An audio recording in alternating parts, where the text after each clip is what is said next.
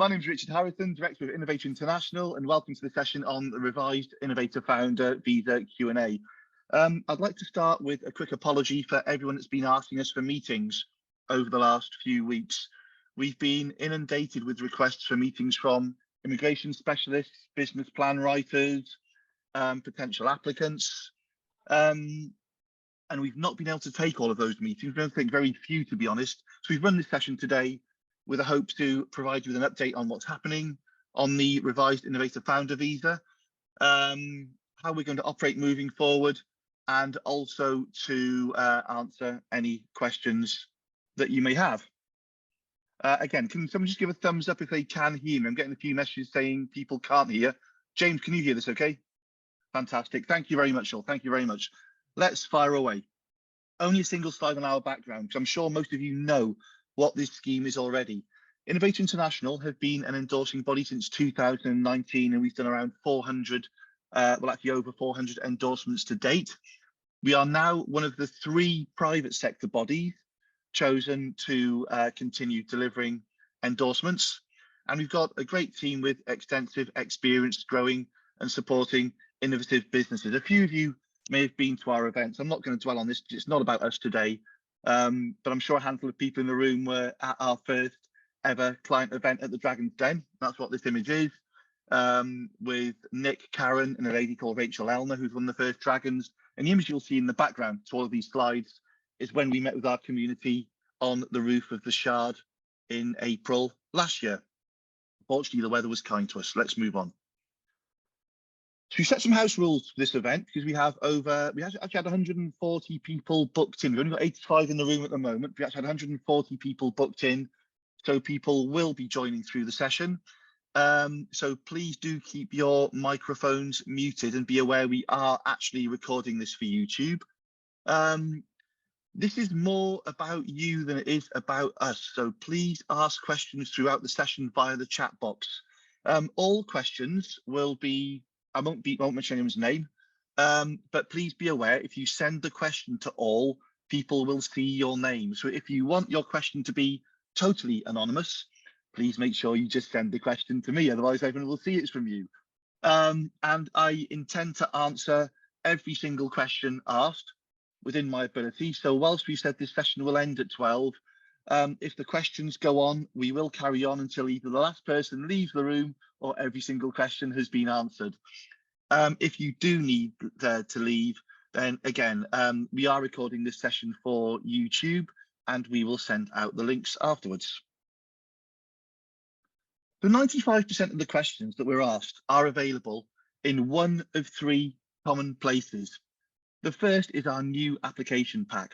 If you go to our website, innovatorinternational.com, in the top right corner, there will be a button that says Application Pack Download. And if you click on that, you'll actually have a choice. You can download the pack for the Founder Visa or the pack for the Scale-Up Visa. But obviously it's Founder Visa we are speaking about today. The second document, which I would highly recommend for everyone, is the latest version of the guidance for endorsing bodies issued by the Home Office. Now, if you Google guidance for endorsing bodies, you will find the Home Office document. It was updated on, I think, the 12th of April, and it does give an excellent set of guidelines into what we're seeking from applications and what we need to see from applications. What they've added this time around as well, which is very, very good, is a series of examples that give examples of the sort of cases they can accept, the sort of cases they can't accept. Again, that is a very, very good reference document if you are operating in this area. You've probably noticed there's only 2 common places there. The third is the new FAQ section on our website. If you go on our website and click on the 3 lines next to apply now with the word menu written by them, this menu on the left will appear, and at the bottom you see FAQs. When you click on that, the series of questions and answers appear that are shown on the right, and they answer most of the questions that we get asked and a lot of the questions that we will answer today. So moving on to the main content, it's not about the slides, it's about you. So please do ask questions. If you have any questions, you don't have to save them to the end. Put them in the chat box, keep them directed to me. If you don't want everyone to see your question, And if the question is relevant to what I'm speaking about or what I'm going to be speaking about, I will answer the question in the course of the presentation. When we then get to the end, I will look at any questions that haven't yet been answered and address those separately. But again, I've said this may go on a little because I intend to stay here until either the last person leaves or every question is answered. I, of course, won't be offended if you have to leave early, and it will be made available on YouTube. So let's move on to the content. Summary of the changes. There's the changes that everyone know about. There's the new cost, which I'll place, you will see slides on all of these as we move forward. There's the removal of the 50k, or the supposed removal of the 50k, and there's the ability to perform additional work. There are other things that have changed as well. The overall position of endorsing bodies, the application process, how we now can and can't help you, but also who we can and can't work with. We're going to cover all of this in the next 30 minutes. We will also cover some other stuff. We will clarify what it is that we need to look for. And we will also talk a little bit about people transitioning from a startup or another Innovator visa onto the new revised programme. So let's start with further detail on the changes. The cost. There has been some confusion about the cost. Is it now £2,000 or is it now £3,000? We can clarify that the set cost is £1,000 for the assessment.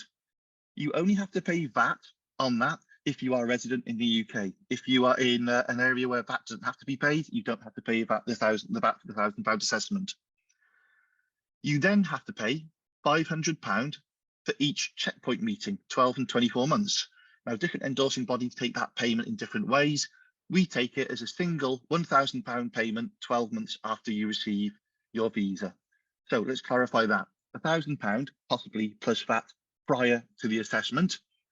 £1,000 at the start of year 2 for your 12 and 24 month assessments. You then pay a further £1,000 in year 3 only if you want to progress onto a new Innovator, same business, or if you apply for indefinite leave to remain. And that really is the assessment fee for that process. Now, got a question coming in, so I will answer this one straight away. How can the existing Innovator applicant change to Innovator founder? They have to apply. They have to apply again, and it means they have to pay the application fee for their assessment. Now, you would assume, I use the word assume, that if they've already got a visa, they would pass that assessment. But again, it comes down to the fact that they do have to apply again to go onto the new conditions. Now, there are some more things I'll mention about that as we move forward. So that's the cost. Okay, so removal of the 50k. The 50k hasn't actually been removed. It's been removed as an arbitrary figure because 50k is a little bit of a meaningless figure depending upon different types of business. What if you're a coder, you're developing some software, you can do it in-house, you don't need 50k. You saw many applications that needed 10, 20k, so we put the other 30k in just as working capital when they didn't really need it. We then had other propositions that needed a factory that might have needed 250k. So the 50k was a meaningless number as we went on. So it's been replaced by access to sufficient funds to deliver the proposed business. Now, in a business plan, we expect to see what people need to spend when they're developing their project, when they're marketing for staff and so on. And then the cash flow will show the cash requirement or the maximum shortfall. Now, obviously, you add a little bit of contingency to that to make it safe, but that's the amount they then need to evidence. So the 50k hasn't gone. The 50k has been replaced by sufficient funds to deliver the proposed business. So it's obviously totally dependent upon what the business actually is. And the ability to perform additional work. Okay, I've noticed questions coming in. I'm going to take a break in after the next 2 slides just to start to catch up on these questions. Okay, so the ability to perform additional work. It's now been stated that on the new visa, on the new Innovator visa, recipients are permitted to perform skilled work at least RQF level 3, which is A level and above. Now, we request that this work be connected to the area of business and innovation. The Home Office statement is they are looking for skilled work rather than, for example, coming over running business and having a cash point retail style position. But this does only apply to the revised visa. It does not apply retrospectively to people on the old Innovator visa. You are bound to the conditions of the visa that you received when you applied. So people on the new revised visa have the ability to perform additional work. People on the former Innovator visa will only have that right when they progress onto this visa in due course. I'm going to take a couple of seconds just to scroll through a couple of questions. Okay, so help application, don't only have funds to show we can build them. Okay, so the question that's asking, you've got an MVP, is that an MVP is absolutely brilliant because it shows traction and we measure maturity. Something that has a product ready to go is obviously going to be a lot better than an idea on the back of a a piece of paper or on the inside of a book. An MVP is a very, very good thing, but it's about so much more than the MVP, because it's great having an MVP. What if you don't have a market? What if no one actually wants it? So an MVP is a part of the bigger story. A minimum viable product is a part of the bigger story, but it would certainly help your case. Now, in terms of how much money you do need to show that you have enough money to get the business to a sustainable position. So if you're coming to me and saying I've got an MVP but absolutely no cash, then it's unlikely to be successful. If you're coming to me and saying I've got an MVP and it's going to be a slog, but I can get this working without the need for additional investment or a loan or something I need to go and secure, then that is a better position to be in. But I am going to touch on this later on, so I'm going to hold fire on that for the time being. Okay, so will they retain their existing residential status on Innovator visa for 1 year by converting to founder? That I believe is, well, we're cautious with visa specialist questions, but that I believe is the case as long as they continue with the same project. If they change to a totally different project, I'm not sure whether the 3 years starts again or whether the time on the unsuccessful project carries over. But if they're on a project which is successful, they transition across to this new visa, then the time on the previous visa, as long as it's an innovator, not a startup, will count towards the 3 years. I'm going to answer one more, and then I'm going to go on to the next slide. We can continue to support existing. My understanding is if you're a legacy endorsing body and you have startups, yes, you can support them on transition to Innovator visa. That is my understanding.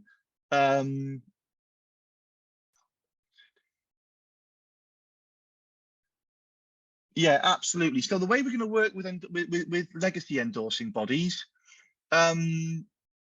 actually, I'm going to mention that in a few slides as well. So I'm going to hold fire on that question for now. I'm going to get back to the slides for 5 minutes and then catch up with some of the questions again.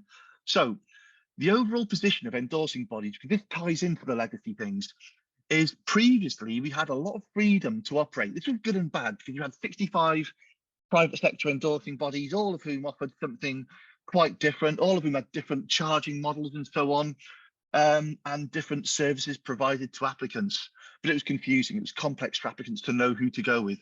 Now there are 3 of us, we're working to a very, very strict government contract. We have contractual conditions that we must follow. So we have less freedom to do new things, to do different things. Previously, if someone wanted something, we'd say, we're an innovative company ourselves. We'd say, let's get it working, let's get it moving, let's do what the customer base wants and make it a success. We can't do that anymore. If we want to change things, we have to go through a stringent and strict process with the Home Office. And I'm going to tap into that again in a few slides' time. But the reason for that is it now provides a greater level of consistency across all of the endorsing bodies. So I'm going to spend a few slides on the actual application process before I get back to answer a few more questions. So we've designed our application process to be as slick, pain-free as possible. In our history, we've applied for a lot of grants for businesses and so on, and we hate application forms that ask for the universe, especially when you've already got a business plan. So our application form is based around the provision of a business plan, as for those of us who have worked with this historically, it always has been. All applications are made via our website, innovatorinternational.com. In the top right corner, there's a button that says Apply Now. When you click Apply Now, we will collect some basic information from you, personal information, name, contact details, and so on. And you will receive an email back with the application pack and a button. Now, it's important that when you actually complete your application, you use that button because it links it back to the original information you've submitted and save you having to type it all in again. You complete your application, you upload some very basic documents that I'll tell you about in a moment, and then you make the payment for the assessment. When you've made the payment for the assessment, we are then allowed to look at your application form and start that assessment. These rules are strict and these are defined by the Home Office. The applicant has to submit the application form themselves. Immigration specialists and business plan writers cannot submit an application form on behalf of an applicant. I'm going to come back to that one in a moment. The applicant must make the payment themselves. Immigration specialists, business plan writers cannot make the payment on behalf of an applicant. And all of our correspondence must be direct with the applicant because we need to know that it's the applicant answering the questions about the project and it genuinely is their project. Now, we know a lot of immigration specialists are paid to help an applicant complete the form. So we've designed functionality where the immigration specialist can actually complete the form on the applicant's behalf. They can save that form and then they can send their client that link, that saved link. So the client can check over the form, say, yes, I like it, click submit, and then make their payment. So we've introduced functionality where business plan writers and immigration specialists can help prepare the basic form on behalf of an applicant. But again, you then have to send the link to the applicant to formally click that submit button. That's something that's being dictated by the Home Office. What documents do you need to send? Well, again, we've tried to keep it pain-free. The application form is really, really simple, really straightforward, and it's a 5-minute form. We need a business plan, and we define what needs to go in that business plan in our application pack. We've also got a link to a video that talks quite specifically about what we like, what we don't like, what we need, what we don't need. Additional appendices may be attached. We need proof of access to funds. This is the old Innovator stuff. We need a copy of your passport photo. One other document we now need, and that is proof of address. And the reason we need that is for the personal checks that we now have to do as well. So we can't just ask you for your address. We need a document, a bank statement, a recent utility bill, something that shows your address. Obviously, it doesn't have to be a UK address, but a current correspondence address. And what happens when you apply? So you apply, you click on that button, you upload the documents and make your payments, excuse me, and your application is then assigned to one of our assessment team. They will perform the assessment and approve, question, or refuse the project. If they approve the project, it goes on to the next stage and we do some personal due diligence checks. If we like the project, but there's a few things we're unsure about, we will contact the applicant to say, look, we've just got a few questions. Can you please tell us X, Y, Z, whatever it is we need to know about the project? And we give them the opportunity to answer questions because we want to be convinced. We want successful projects. Or if there's a project that simply doesn't meet the criteria, we will refuse it. I'm going to mention what happens if we refuse a project in a future slide. So I'm going to hold fire on that. Assuming all is successful, you will then be sent a copy of your endorsement letter, and there are no further costs until the start of year 2 when you have to pay your 12 and 24 month checkpoint fees. What if an applicant is rejected? Well, again, I've said if we're unsure, we ask questions. We don't want to just say no if we're unsure. We want to get in touch with the applicant, give them a chance to give them some more feedback, some more information. But if we reject a case, well, whether we accept or reject a case, we give good quality feedback on our assessment criteria, our answers, and ultimately why it was rejected.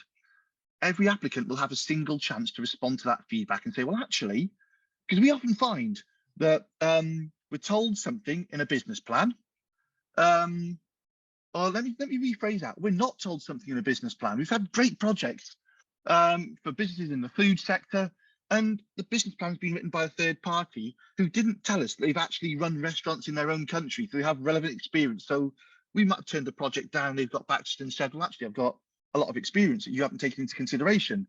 And we can say, well, we didn't take it into consideration because you didn't tell us in the first place.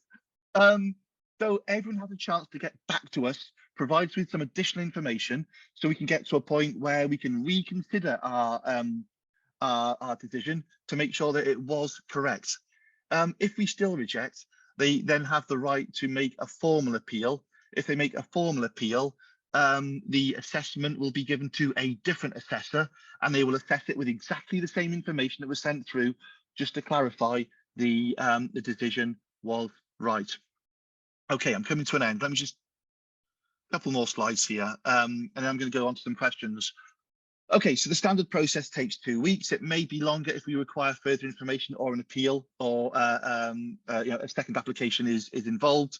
But we've now got a larger team, we've got more assessors, and we'll continue to grow. So we don't expect that processing time to get longer as we get more applications in. Far from it. We expect our team to grow to deal with the capacity. Now, we do get applications from 2 or 3 people. Questions are coming in at the moment. Do they all have to pay? Yes, the fee is per applicant. You can make the expression of interest, the initial apply now button, on behalf of the team. But when it comes to clicking on, every team member will be sent an email. Then every team member has to apply separately and pay separately. So what we've said is, if you've got a team of 3, why not just get the most prominent person to apply on their own to make sure the idea passes the eligibility checks? Then you're only risking £1,000 rather than £3,000. If that person gets their endorsement, you can then apply with the other 2, because you know that the idea has been endorsed. Now, of course, an endorsement isn't just about the idea. It's about the match of the person to the idea. So there is no guarantee that the other 2 people will get their endorsement. There's a much better chance if one of them's already got it, and you're making a lower financial risk. Can you apply if you need investment? We've sort of touched on this one already. You have to show in your application that you're sustainable at the point of application. It's okay to be seeking investment, but you have to show you're sustainable without it. The best answer to that is investment will help us grow, but if we don't get the investment, we're not going to fall over and fail. We will still be a successful business, because too many people are told and too many people believe they can start a project in the UK. Oh, it's easy to find an investor. It's easy to find a grant. Innovate UK, throw money at people. It's not true. It's not easy to find investment. It's not easy to get grants. Very, very difficult. And most of them want traction before they'll put their hand in their pocket.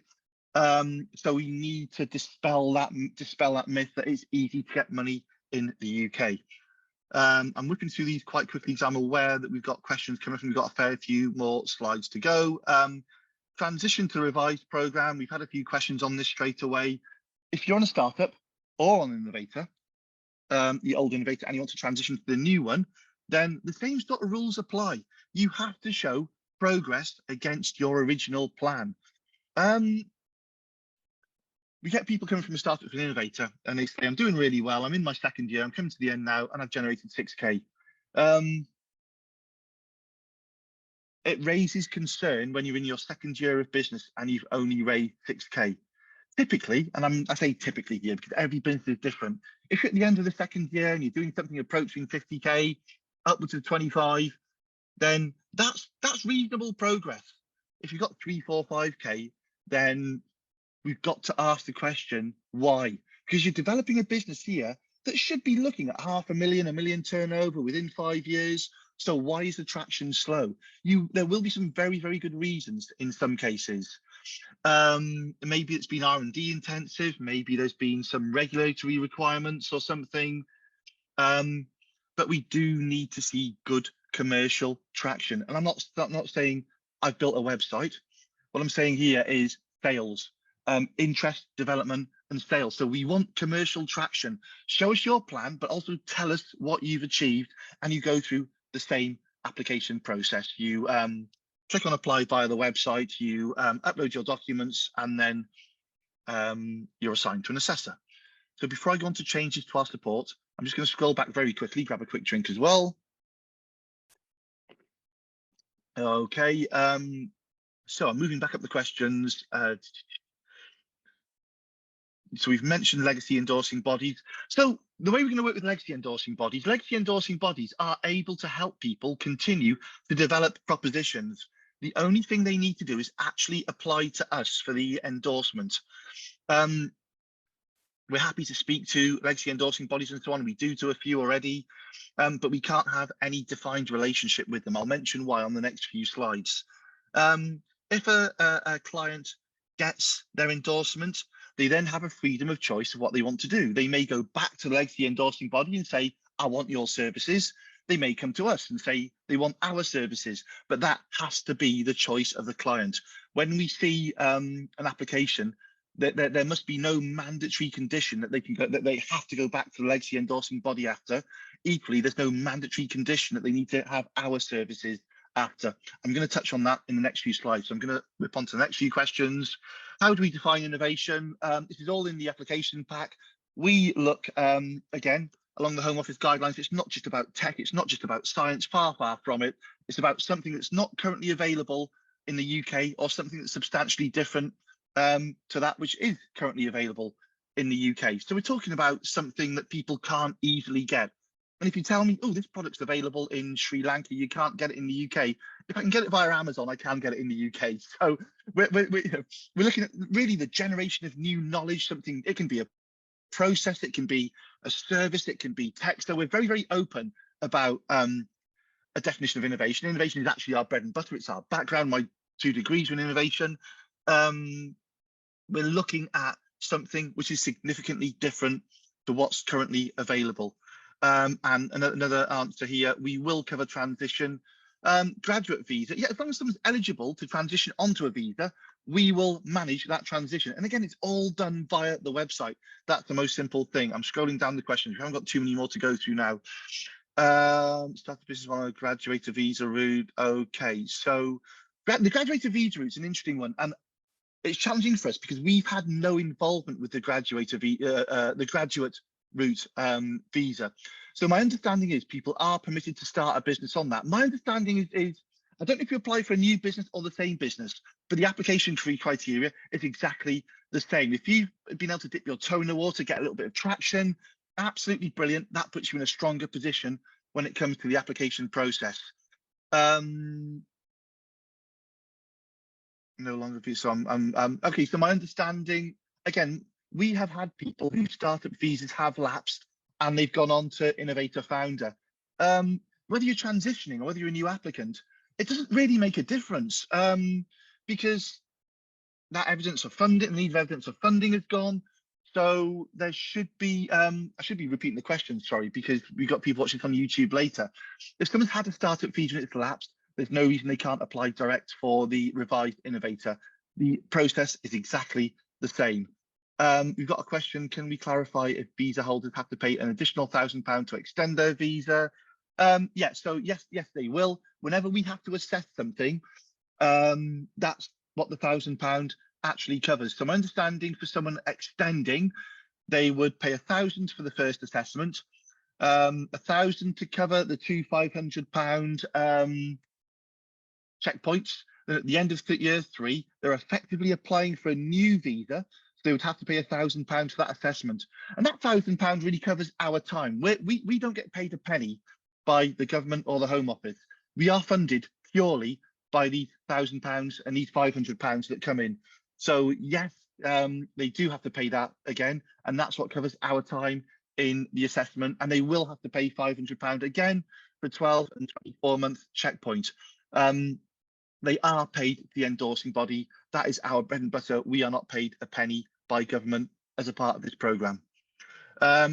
It would be nice if we could do an initial assessment with just the concept. Unfortunately, because this is now a strict government contract, we are not allowed to provide anything that constitutes an assessment, no matter how small, until someone has paid.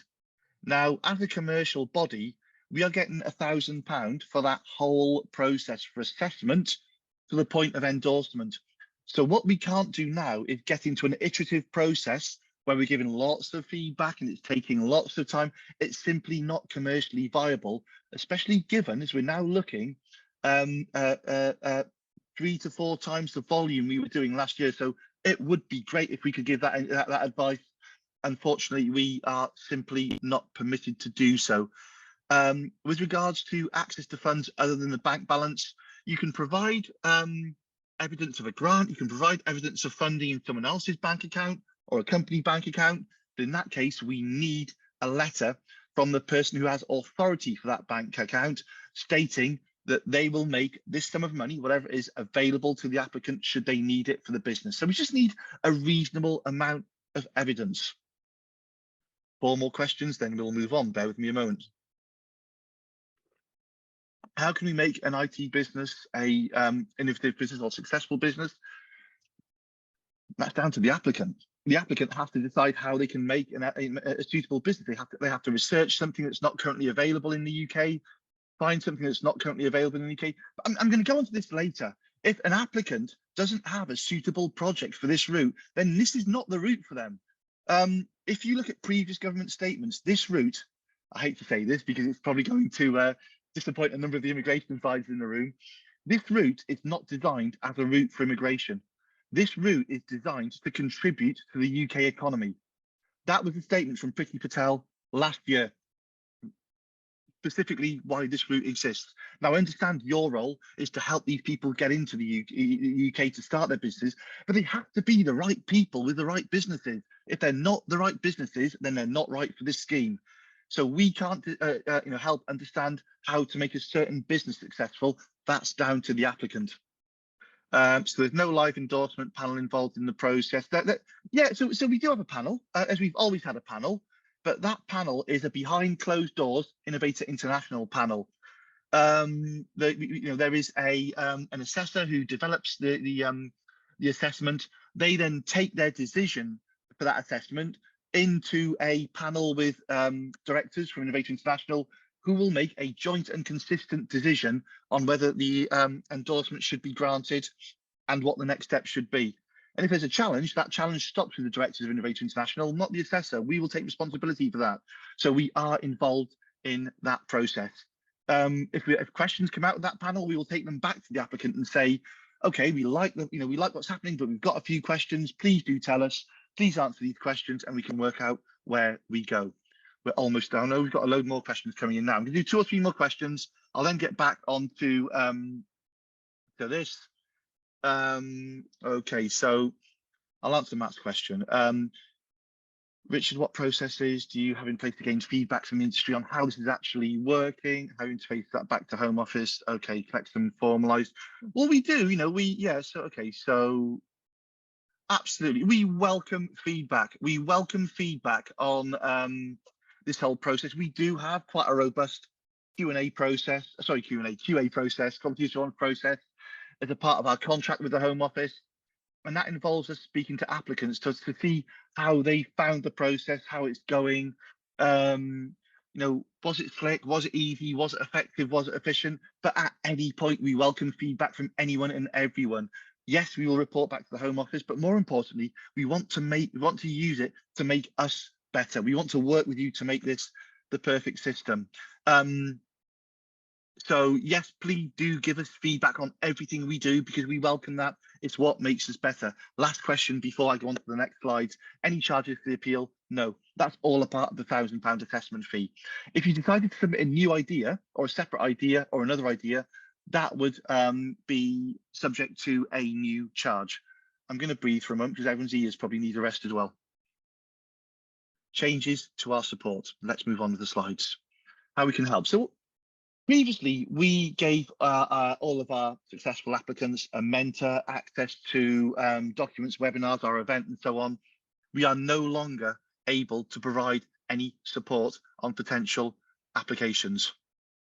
We had great relationships with endorsing bodies, with applicants, where we could look through an idea and say, yes, that's good. No, that's not good. Try this, try that. Or simply, this program isn't right for you. Please, you'd be wasting your time if you applied. We are now no longer permitted to do that. It's not that we just don't do it. It's not our choice. We are not permitted to provide any form of assessment, no matter how small, until a client has paid the assessment fee.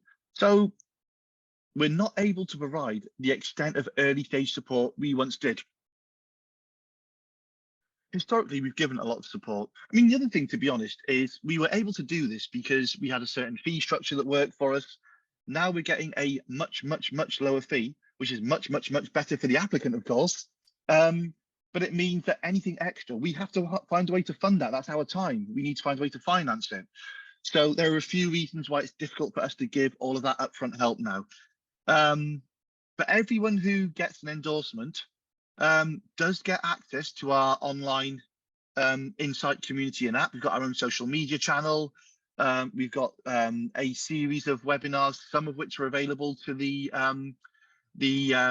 successful applicants. They get the checkpoint meetings, but we do have concerns regarding what I'd call survivability, because if you don't stay in close touch with an applicant, you get in touch with them. I mean, it was 6 months previously.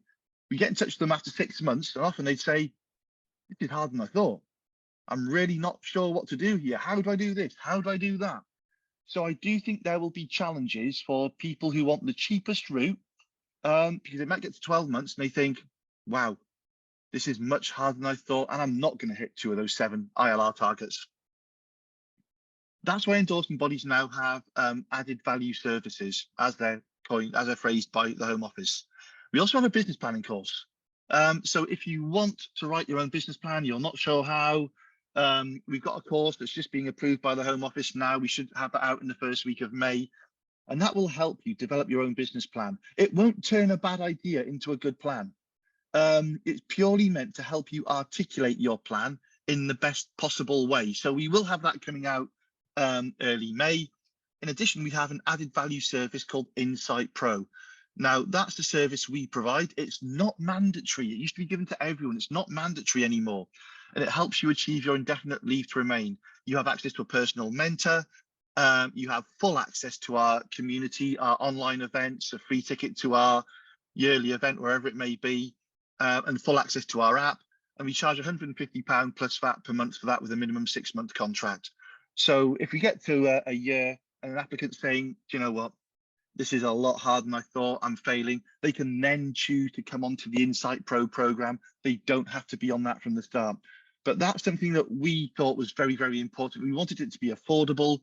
But it just means that people can have help when they need it, and we can help work with them to help them achieve their indefinite leave to remain targets in the shortest possible time. Who can we work with? Not many people. We had a vision of working with a lot of the legacy endorsing bodies, business plan writers, immigration specialists, but now anyone we work with, anyone we have any form of formal communication or contract or relationship with, are deemed a subcontractor. And under this contract, subcontractors have to go through a very rigorous vetting process. And any person who has access to client data needs to be security cleared, which is also an extensive process, as our team, and I'm sure the other 2 endorsing bodies can tell you. So you have to be careful even if we mention someone. We wanted to have a list of preferred business plan writers and so on, but we're simply not permitted, because that's getting too close to having partners or subcontractors. So we're unable to advise who a good business plan writer would be, or who a good immigration specialist would be. Unfortunately, we have to be totally impartial. It's something we're simply not able to provide anymore. So we're certainly not trying to be cold and distant, far, far from it. But if we're unable to engage in close communications, it's for contractual and Home Office reasons, not because we've suddenly turned hard and cold. Far from it. But we do welcome discussions. If you want to talk to us about something, as long as it's not about a specific case that we're not allowed to discuss, then please do email us, do contact me. WhatsApp's always the best way to get in touch with me, and we will say and do whatever we can. So we can accept referrals from immigration specialists and business plan writers, but the applicant must click the submit button. And we can't, unfortunately, recommend immigration specialists or business plan writers to any of our clients. Again, we can't help people with business ideas either. We get people saying, we had one earlier here, how can I make this business innovative? That's not for me to say. If you don't have an innovative business, then this scheme probably isn't the scheme for you. And the key fact remains, this program is quite specifically about founders. We're coming towards the end of the slides. I'm going to just pop back. I can see the messages mounting up. Where was the last message? There we go. So So proof of funds from converting from startup to founder. We need to see your previous financials just to show that you are sustainable for the next 12 months. If you tell us that your business is going to fall over without £50,000, or let's say £20,000, we would say, well, okay, you're not in the best position to move on to Innovator then. You need to show us that you have that money available. So again, we would expect to see funding where funding is needed to make the business sustainable. But otherwise, just for someone converting, the minimum we'd want to see is the last couple of years financial performance and or accounts, just to show, so it's for us to understand what traction you actually have. How many founders maximum? I think we've only ever done more than 3 once. Most of our applicants are single. We get a few pairs. We get a small number of 3s. The more founders there are, the better the business has to be. It has to generate more money. It has to support more people. So it can be very difficult to support a proposition for 3 people. And even if there are 3 people in it, they have to show that they are all relevant to the roles that they've been given. It's not unheard of for 2 to be approved and 1 to be rejected, but larger businesses have to have much, much stronger business propositions. They have to be viable. Let's go back to that V word: innovation, viability, scalability. Which types of visa can you not switch to Innovator visa? I believe graduate visa is okay. That's only me reciting something I heard in a previous session.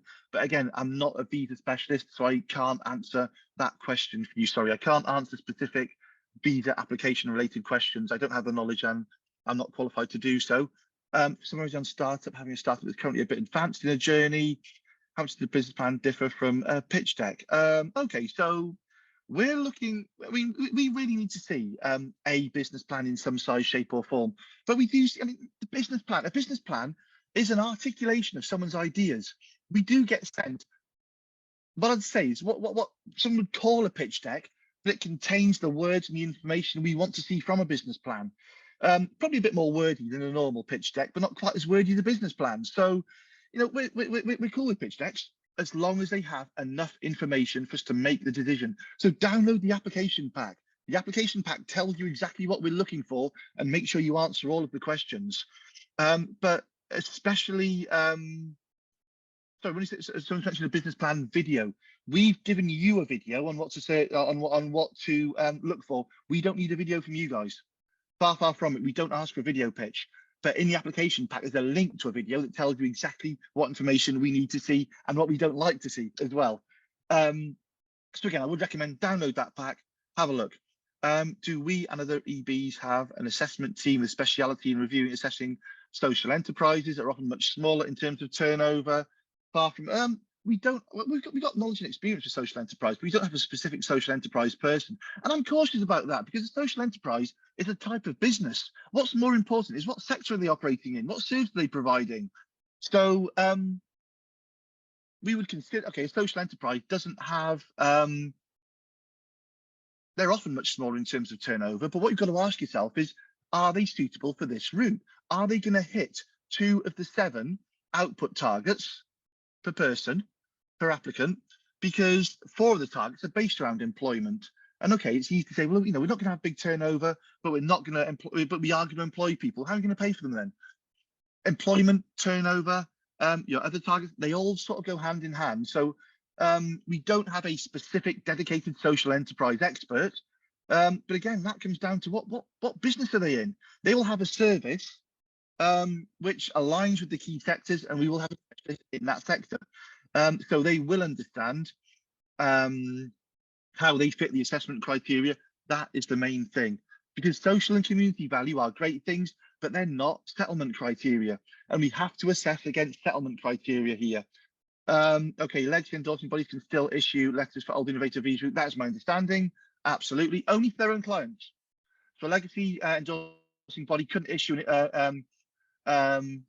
issue letters for the old innovator route. No, my understanding here is if a legacy endorsing body has someone on an innovator visa, a startup visa, sorry, they can promote them onto the new innovator route. I'm not sure if they can promote them onto the old innovator route.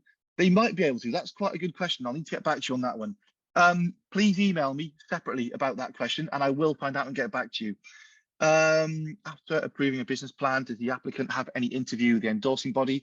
We tend to ask the applicant questions via email, and then we have a Zoom session with every single applicant. But it's not an interrogation. It's more a chance for us to say hello, us to ask any questions. When we have that Zoom video, their application has already been approved, so they're in the latter stages of the application process, which is what we refer to more as due diligence. So it's more a hello rather than an interview, but we will ask questions via email or a phone call if we have that.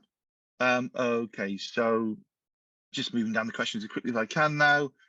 Assessment with a concept. Okay, so if £1,000 is paid for an assessment, we then expect to do the assessment in a single sitting. We don't want to enter into an elongated engagement where we go through a process. The £1,000 is not to help develop an idea; it's to assess. So we don't start that until all of the documents are in place. I mean, if you want, you can submit a semi-developed business plan, be rejected, take the rejection on board, and then reapply, and use your second chance to do it that way if you want. It's not what we want, certainly not what we want, but it's I'd say just try and get it right first time. Is there any annual turnover requirement after setting up a company? Well, no, there's not. There's not. But when you look at the output targets, the ILR targets for this route, then if companies are telling us they're going to be doing less than 250, 500k in 5 years, then it sets alarm bells off. We're not looking for a company that's going to do 50k after 5 years. That wouldn't be scalable, certainly. So typically we're looking at £500,000 to £1 million within sort of 5 years onwards. Initial assessment and feedback. Again, we're looking at that whole process in 1 to 2 weeks. Transfer requirements from startup to innovator, I've covered. Again, we're looking at progress against your original plan, sustainability for the next 12 months. Progress against the original plan is the big thing, specifically looking at revenue and turnover. I'll do 2 or 3 more of these and I'll get onto the rest of the slides. Legacy endorsing body. Okay, we've addressed that one, so we've addressed that one. If everything goes well, how long is the process from initial assessment to final letter issuance? Again, we're looking at about 2 weeks. It normally takes about a week to assess, a week to ask questions and do our due diligence. If we have to ask you questions and it takes you a while to get back to us, or you appeal a rejection, then a refusal, sorry, then it might take a little longer, but we are typically looking at around 2 weeks for everything here. I'll do one more question and then I'll get back to the final slides. New business. If it's already trading, can I be considered as new? And therefore, yeah, it's an interesting question, because a lot of people think the innovator route is only for new businesses. There's one exception. If you have a business that's already running and you're a founder member of that business, not you came on after it started, you are a founder member of that business, then you are eligible to apply. I'm going to hold fire there, have a quick drink and get on with the last few slides. Okay. So I wrote down all of the businesses that tend to apply for us. We tend to get people who have a bit of a dream. Can I actually achieve it? I don't know. People with a new idea that I could achieve with a bit of help. A relevant project I know I can achieve based on my skills. Someone who's had a project developed for them. Someone who's got a new and achievable idea relevant to their skills.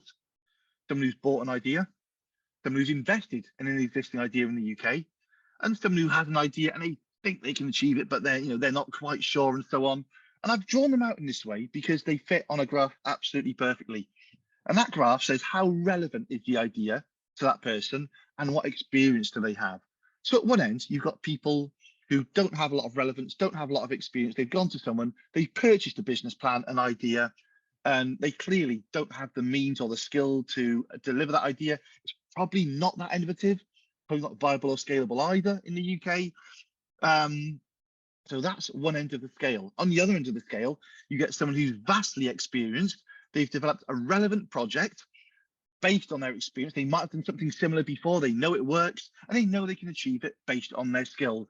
But I've now color-coded these and said, if you're buying an idea, if you've gone to someone and said, develop an idea for me, I haven't got a clue what to do, but this is my experience area. Go and develop a business for me.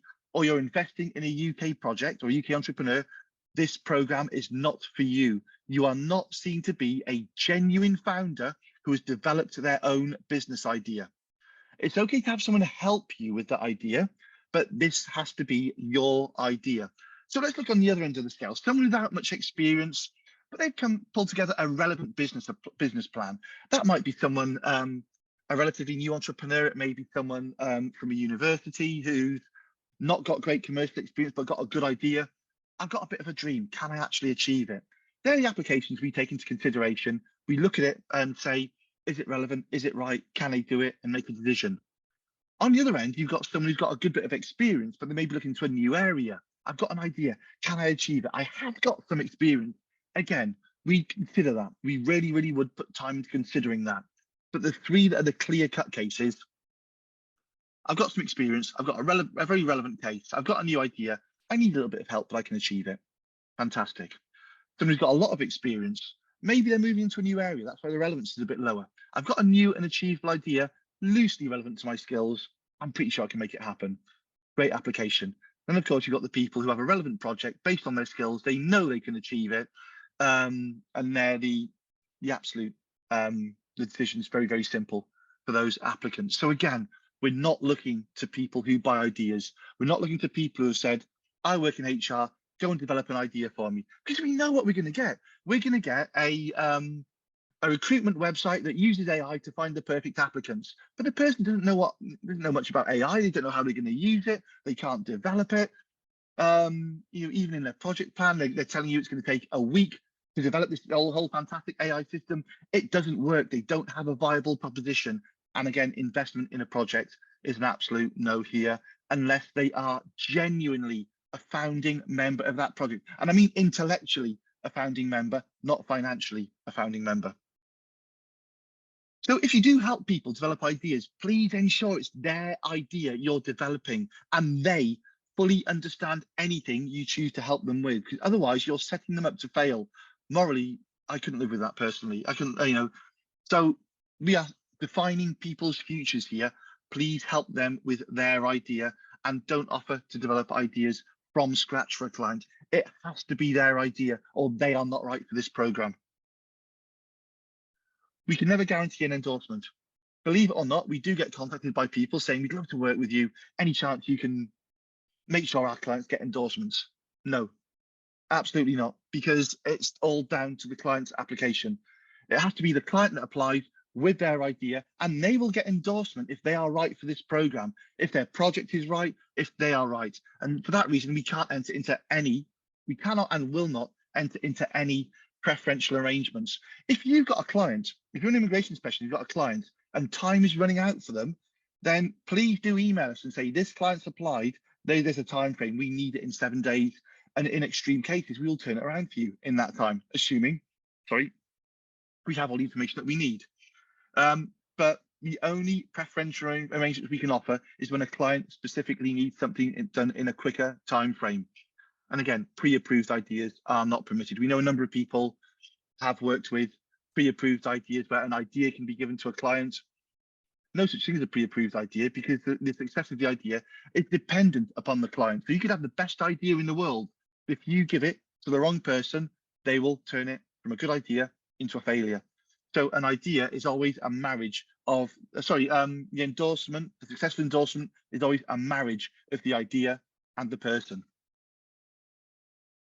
We really are coming to the end here now. And timing's not looking too bad. I'm going to spend more time going through the questions, but the last few slides. So to clarify what we're seeking, and this phrase captures it in a nutshell for us: genuine applicants with genuine projects, not people who want to come into the UK so they've bought or been given a project, not someone who's had a project fabricated for them that they can't deliver, but genuine people who are either experienced at business or want to give business a shot, who have the skill and the will to deliver a genuine project. And by genuine project, I mean something that there's demand for in the UK.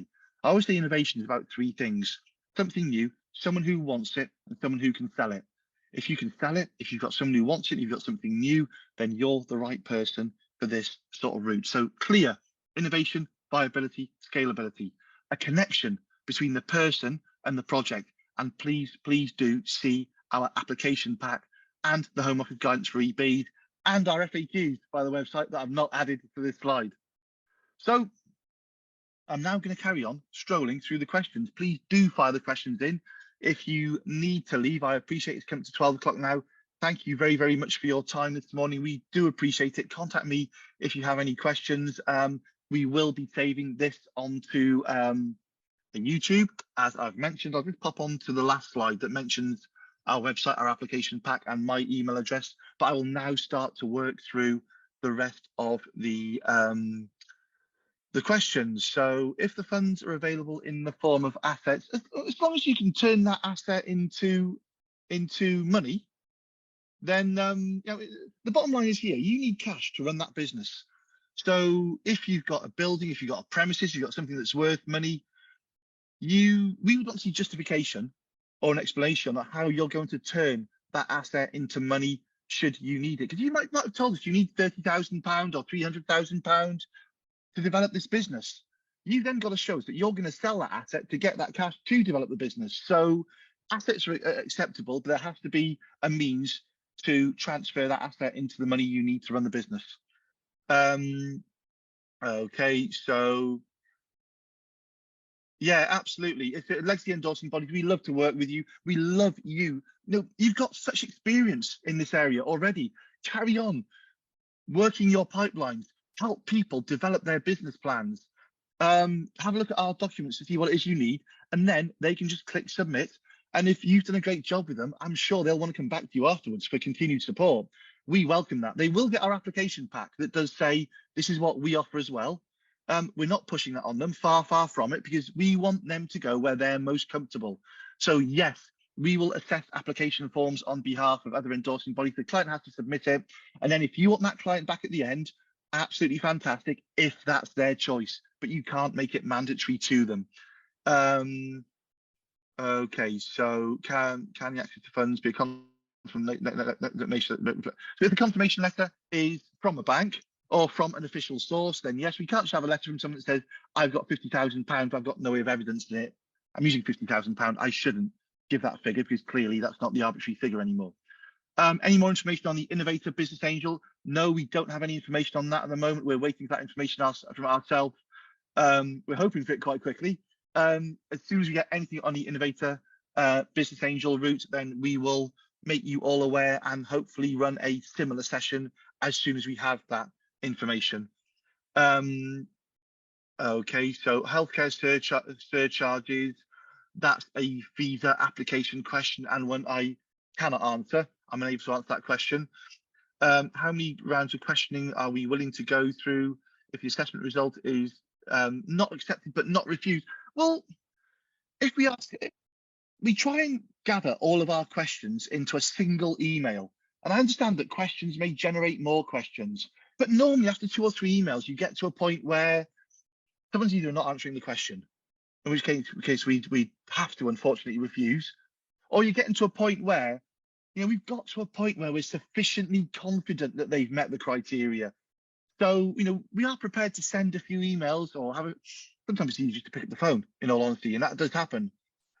Pick up the phone with the applicant to clarify any issues, any questions, to help us get to that decision as quickly as we can.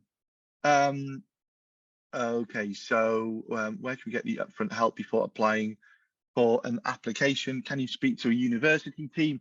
Yeah, absolutely, speak to whoever you want. And I mean, it would have been great if we were able to advise the good business plan writers, because whilst we're not able to recommend anyone, if there's anyone in the room, I know there's some fantastic people who do help people prepare good ideas. Just say in the chat room now, I do that. I can't say it, but you can say it. So if you want someone who helps you develop ideas, then you have to find those on the open market. And I put it out to the people. I can see one in the room now who's fantastic at this, absolutely fantastic. You have to get yourselves out there. You have to let applicants know that you are available to do this, because we cannot do it on your behalf anymore. So this is a case of the good business plan writers and good business plan developers making themselves available through the open market. And again, universities will be good as well. How many slots do we get yearly? Indefinite number now. So previously we were given 25 endorsements a batch. The Home Office assessed those every time to make sure they were suitable and gave us a further batch. We now have the mechanism to generate our own numbers. So the numbers are indefinite. Instead, we report to the Home Office periodically on how many applications we've had, how many we've approved, what the time frame's been. So they monitor us periodically, well, regularly, but we no longer have a limited number of endorsements. Criteria for switching startup to innovator applicants for legacy endorsing body. Okay, so again, I've mentioned that briefly. It is in the pack. We're looking at progress, and it's clear in the guidance for endorsing bodies. We're looking at progress against your original plan.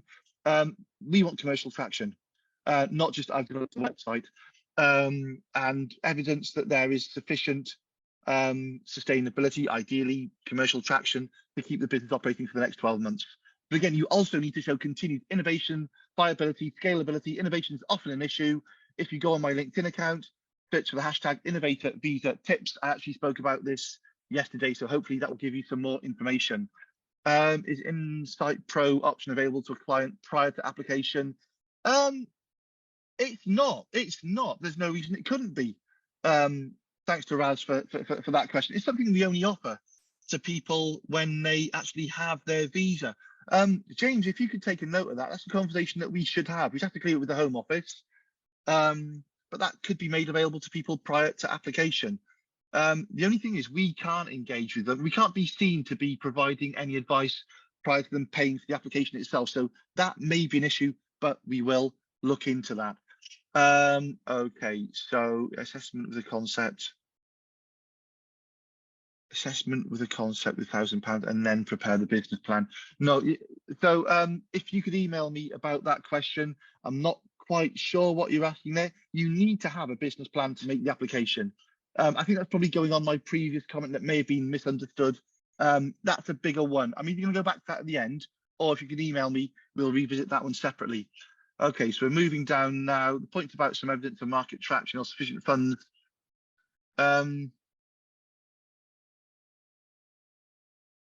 Okay, so yeah, okay, so there's a good question there about an early stage medical device or drug development venture. We need there are extreme cases, and drug development and medical development is a very, very good example of an extreme case, where it may be years before you get to a point of traction. And we do get research projects here. If you've got, I'm going to exaggerate a little, if you've got a project that needs 5 years to research or 10 years research, is it yet viable, or is it simply a research project? We need to see that a project has the means to become viable and scalable within a reasonable time frame. So I wouldn't expect someone to be on a visa for 20 years before they actually got their ILR. Typically, the Home Office are looking at a second visa application, so new business, same business. So typically 5 to 6 years before most people hit their route to ILR. So it's difficult. Evidence of market traction is difficult, but I mean, maybe there you show market need. If you're showing market need and you're showing sufficient development, and if there is a similar drug where you can show potential income, I'm guessing for drug development, you're not selling to the end user. You're licensing to a manufacturer or something. I'm not quite sure. But the medical one here would be a specific case we look at individually. So when we get a case that's so different to the others, we do assess it on its own merits. So Martin, thank you for that question. Very interesting question there. Which again, we would address on its individual merit. It's up for you to tell us why it's going to be a success and how it's going to be a success. And again, great comment from Matt there as well. Best business plans tell a story, pitch decks and trailers. We do get something that's a bit of a mix between the two, which is a pitch deck that does tell us a story. And actually they're quite nice because they're very, very visual. Don't usually contain the amount of information that a business plan would require, but we do get some very, very good ones that are good documents as long as they contain all the information that's in the application pack. Scrolling down, hopefully we don't have, I don't think we have too many more now. I started to answer the question earlier and said I'll come back to it, not sure it's been addressed. As a legacy startup and innovative visa endorsing body, if we are unable to help our own startup to move on to innovative visa, can we refer them to have assistance in transferring onto FI? So I've seen this a few times. The FI visa. Can Richard, someone please that's found at Innovator Visa, Richard. Oh, sorry. Thank you very much, Nick. The exact visa we've been talking about for this whole session. Thank you very much. Okay, so can we refer to you to have assistance in transfer? Yeah, absolutely. So again, we want to work with legacy endorsing bodies. We are happy to do the endorsement part for you, and then you can have them back, assuming they want to stay with you. Hopefully that's answered the question. If it's not, please do contact me again or throw another question in, because I'm not understanding the question well enough to answer it. That's on me. So apologies if I haven't answered that one sufficiently well yet. Do we accommodate applicants with disability? Absolutely. Absolutely. We have absolutely no, we are a fully inclusive organization. We don't want to, we don't make any decisions based on nationality, religion, sexuality, gender, disability, anything whatsoever. So then there's a good question there. How do we accommodate applicants with disabilities? Because that's a very, very good question. If you're not able to fill in the application form somehow, then please do contact us, and we will find out how we can make provisions to support you through that process. But we are certainly aiming to support everyone in every way possible. I can see a hand up. Is there any chance you might be able to ask all questions via the chat or via email? We're not going to put voice on for anyone, purely because this is being recorded for YouTube. So if you have a question, please do send it to the chat room. I'm going to move on to the questions now. Does the endorsement letter guarantee a visa? No, it doesn't. The endorsement letter simply tells the government that we believe that your project is right for endorsement, but the government, the Home Office, want a 99% success rate from endorsement to visa application. Now, we had that. We were one of the few endorsing bodies that had success rate, which is above 99%, but nothing differs. We may assess a case. We certainly hope we don't. We don't intend to, where the Home Office say, well, actually, we don't agree with this. The very small number you can count on one hand that we had rejected previously, most were overturned. But the problem was the Home Office assessment team didn't speak to us. They just rejected it for their own reasons. We now have a much closer relationship with the Home Office assessing team, so we will be able to have that conversation. They will say, what are your thoughts about this? We don't think it's right. What checks have you done? They will have access to our full assessment documents and a conversation with us. So, we want 100%. We don't want those to be rejected, but there is never 100% chance of approval after the application, after the endorsement has been given. Okay, so there will be coordination now. That's the main thing moving forward.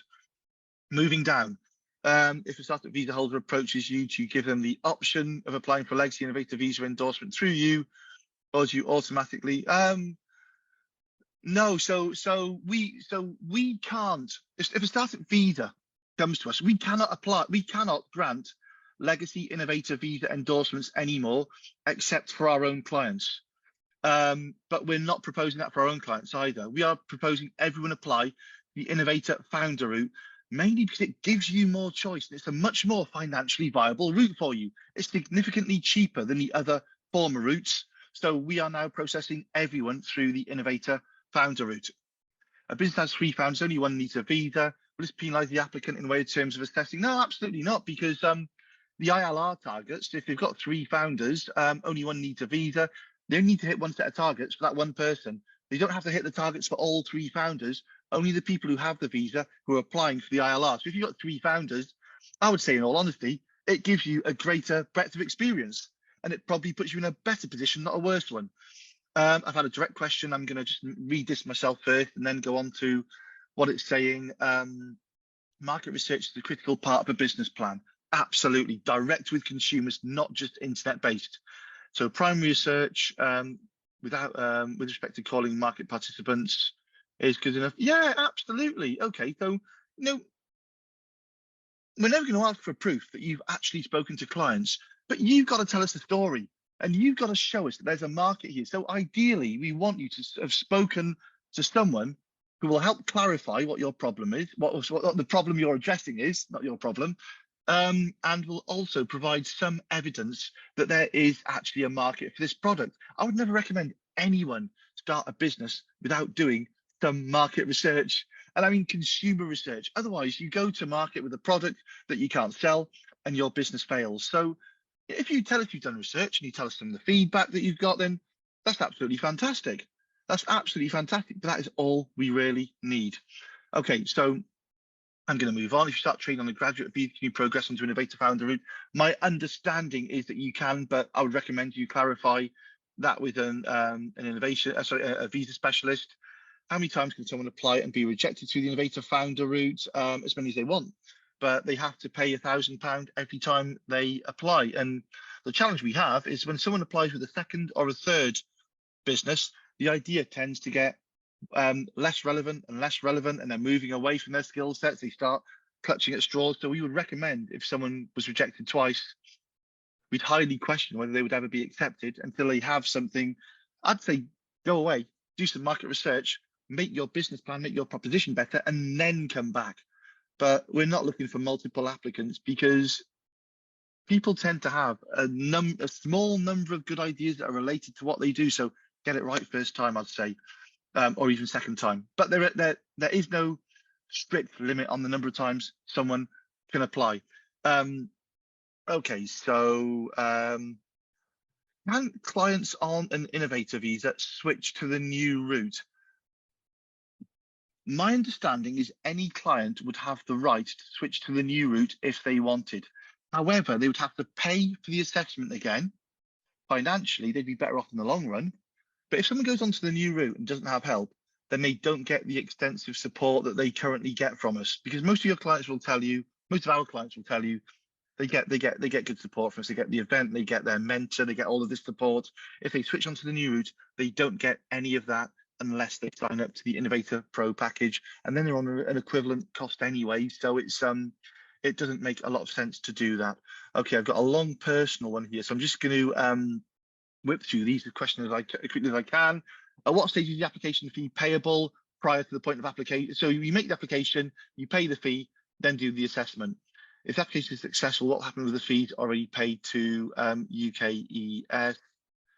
UKES is one of the other endorsing bodies. That's not us. So I'm hoping you're not paying them and then coming to us for an application. If you mean Innovator International by that one, if your application is unsuccessful, the fee is non-refundable.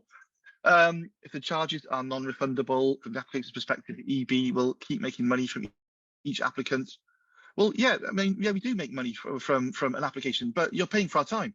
We're not paid by the Home Office. You are paying us to put time into assessing an application for you, and the cost for that is £1,000. It's not as if we're doing this for free and all those £1,000 gather up in a nice holiday account somewhere.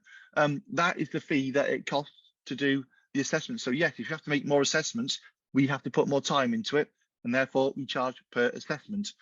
How do we give a proof of a transparent assessment? We have something called a maturity matrix. This is all covered in the application pack. We provide feedback with comments on why we gave, why we accepted or rejected the project on a subject by subject or a topic by topic basis. So we do give full, clear evidence, and the Home Office see this as well. So it is a totally transparent process. Okay, so again, we've answered this one. Would you directly reject the application or give an opportunity? We always give a second opportunity to consider the feedback we've given. There then is the right of formal appeal if you want to go down that path. The appeal process, the application will be reassessed by a different assessor with the same information that's been made available to us. So the exact criteria, please download the application pack. It is all in our application pack and the guidance for endorsing bodies and the FAQs on a website. So if it's refused, can you submit a new idea with the same charges? No, different idea means a new charge. Okay, so again, we've answered that. We've got indefinite number of slots from the Home Office. Okay, so direct question here, so I'll read this one out without mentioning the person. If 3Bs are assessing against the same criteria, if an applicant is rejected by one, is there any point in them applying to a second or third? Well, people are applying against the same criteria, but they have different methodologies. So there's every chance that someone could apply to one endorsing body and get accepted, but be rejected by another. We hope that's not the case, because we're trying to apply a level of consistency, but we have different methods. So if you get rejected by one and you want to apply to another, I would say take on board the feedback. Take on board the feedback and then reapply with an updated proposition. Because the endorsing bodies have been chosen for a reason, and if you've been rejected, you've been rejected for a reason. So take that feedback on board, and once you've taken that feedback on board, then reapply either to the same or a different endorsing body, depending upon how you feel your application has been managed. Okay, so we've got a few here with people very kindly just mentioning that they help develop propositions and ideas and so on. So I'm going to skip through those and not mention those. There's some good conversation going on. Okay, so if the business relocates post application, no, absolutely, you can live wherever you want in the, as long as you spend more than 6 months in any 12-month period in the UK. You can place your business wherever you want in the UK. You're not restricted or held to a location. So again, lots of comments from individuals. Are refusals explained? Absolutely, absolutely. So anyone who's refused is given good reasons they're refused, and I think that means we have finally answered every question. There's some good conversation going on there. Okay, so it just leaves me to say now, please do remember, this is me reaching out to the business plan writers in the room. Please don't offer pre-endorsed ideas. They're not right for the program, and I've said this partly tongue in cheek, partly seriously. They're fraudulent. Again, it's the application process. The application process, the guidelines from government strictly state that the founder, the idea must be from the founder. Don't sell people ideas. Help them develop an idea, absolutely, but please don't sell them ideas. Please don't get them involved in projects where they are coming in with money, but they are not a genuine founder of the business. When someone comes in with money and they're a commercial director or a sales director, it's quite obvious that they're not a genuine founding member. So I'm going to go back to this slide to finish off, just because it's key. If you've got experienced people with a new idea they can achieve, experienced people who have got a very, very good idea that they know can be successful, or people that have got a very relevant idea but they need a little bit of help, or we're looking for genuine applicants with genuine projects. So please guide people down this path, but let's appreciate they're people's lives we're dealing with here. If these people come to the UK and they can't deliver what it is that they've got, they will lose their endorsement, most likely their visa, a significant amount of money, and that will only bring heartache to all involved. So please do bear that in mind. I'd like to thank you all for your time. 3 more questions have come in, so I'm just going to make sure they're not specific questions. No, that's absolutely fantastic. I will be saving this as a YouTube video and making it live, if not today, Monday at the latest. So once again, thank you so much for your time. I look forward to hearing from you, and have a great weekend.